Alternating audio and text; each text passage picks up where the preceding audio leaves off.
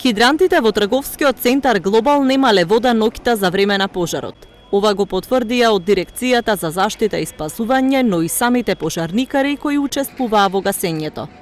Од дирекцијата велат дека при последната контрола хидрантите биле функционални, но во меѓувреме некој ја исклучил водата од главната шахта што е надвор од објектот и ова ќе биде предмет на истрага.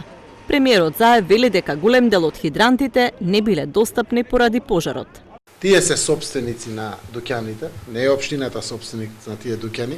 Општината е собственик само на пазарот кој што претрпел штета и организацијата во колективните објекти, како што е еден трговски центар Глобал, е одговорност на самите луѓе кои што се собственици, ниту на државата, ниту на општината, ниту на било кој.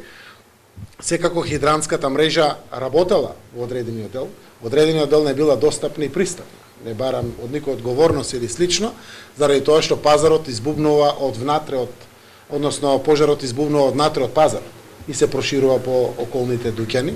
Денеска предпладне почна увидот во трговскиот центар Глобал. На местото излезе јавен обвинител со екипи од крим техника на МВР, а повикани се и вешти лица за пожари, експлозиви и за електрика со цел утврдување на причините за пожарот. Присутни беа и собствениците на опожарените дуќани.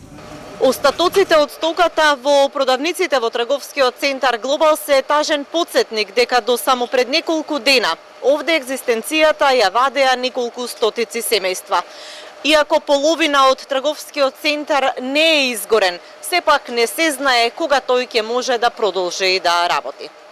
Истражните органи ги одзедоа снимките од надзорните камери во трговскиот центар, а се бараат и други материјални докази.